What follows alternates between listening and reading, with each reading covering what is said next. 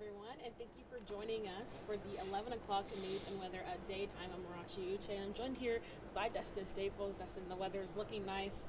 It's a little chilly. It's a little chilly. I'm trying to say it looks nice outside. At least it's not raining anymore. It is. And then we're able to dry things out. Of course, I was coming in this morning. There was some of the grass was so froze over because there was like patches of like ice ponds in the grass. And I'm thinking, oh, okay, you go out there. But we're now realistically we're warming up above freezing. So it's not too terrible, but it feels like the holiday season, you know? No, it definitely does. And I know we're going to get into it a little bit more. But first, I want to start off with some news that is just coming into the newsroom for you guys.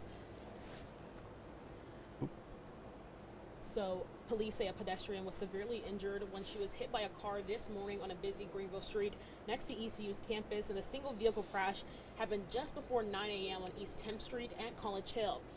Lieutenant Brandon Edgerton says the car was heading westbound on 10th Street when the crash happened at the intersection. Now, it appears the victim first made impact with the car's first front fender on the driver's side and then hit the windshield.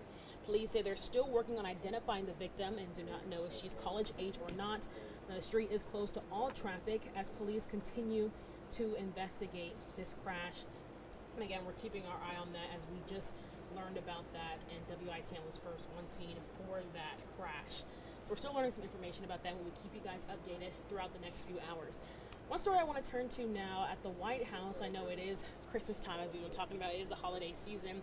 So something we're seeing now, obviously, every year at the White House, they decorate the inside and everything. Well, an interior designer from Mason, Ohio was selected from about 12,000 applicants to help decorate the White House for the holiday season. And that definitely made her dream come true. I know that would make my dream come true as well.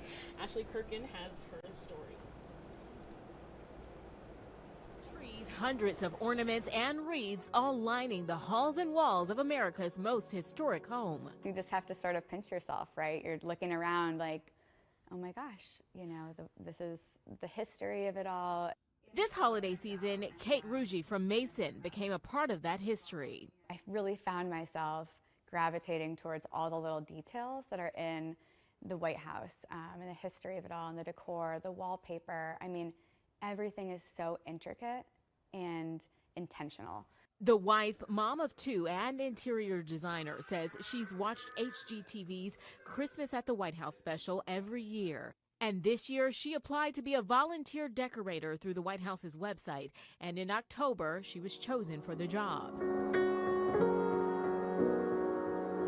The First Lady, actually, she is super hands-on and involved in the entire process, and puts together sort of the theme and her vision of what she wants for the decorations this year, which was Home is Where the Heart is the theme for 2025. Once the volunteers arrived in D.C., they got to work at a warehouse which stores the decorations, sorting, checking lights, and crafting.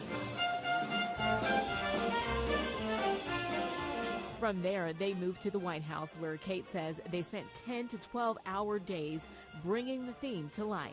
I got to pull the ribbons and the ornaments and some of the decorations for the Oval Office and the Grand Foyer and just some of these rooms that you only see on TV. Kate, along with 144 other volunteers representing each state, different cities, and territories, made holiday magic come to life at 1600 Pennsylvania Avenue. The broader story of this is the people's house, and it needed to be perfect for America.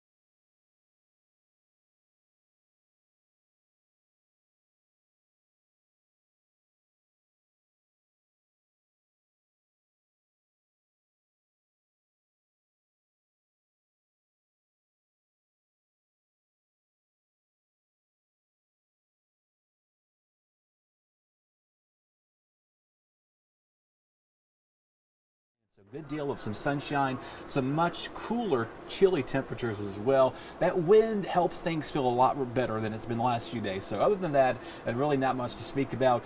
This is going to be kind of a condensed forecast because we've got obviously other things to get going on here. But if you're shopping, of course, Black Friday shopping. But did you partake in any Black Friday or small business shopping? I shopped a little bit online. I shopped a little bit online. Oh, sorry, not Monday. too much. Okay, yeah, gotcha. not too much. Gotcha. So there you guys. If you're going to be doing that today, good weather for that too. Heading off from work, let the kids run around the mall. I'm sure they will appreciate that as much as you do. Hey, we got a basketball game Saturday too. It might be raining right there. UNCG will be coming into town. That's a 4 o'clock tip-off game, so that's an afternoon game. There, the men's, and then I think the women's is on Sunday as well. Here's your Christmas parade forecast for tomorrow. This is for the 8 and 1, the light parade that takes place at 6:30. So tomorrow night looking chilly, 40s hold there. Some clouds increasing for us, but don't expect to see any rain. So good evening to get the thermal of hot cocoa and something warm to keep for that.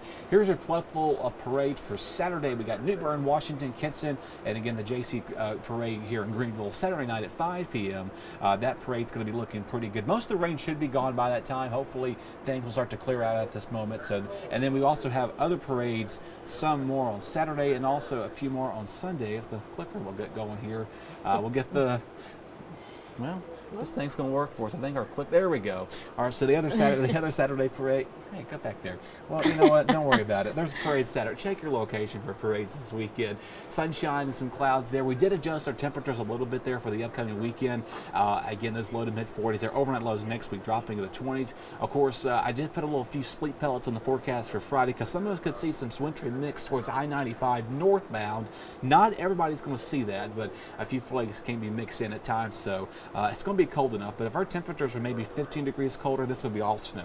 We don't see that anytime soon, but rain, maybe a few showers Saturday, clearing Sunday, watching for another unorganized system on Monday. A lot of computer models are spinning out a wintry potential, but we're not honing on that just yet, though. We'll have more details coming up on that as we go towards the next few days. Yeah, a lot to keep an eye out for sure. I'm not looking forward to the S word. I'm not even going to say it. I'm not even going to say that. Sleet? That's that word too. Yeah. I'm not looking forward to that. But thank you guys so much for joining us for the 11 o'clock news and weather update.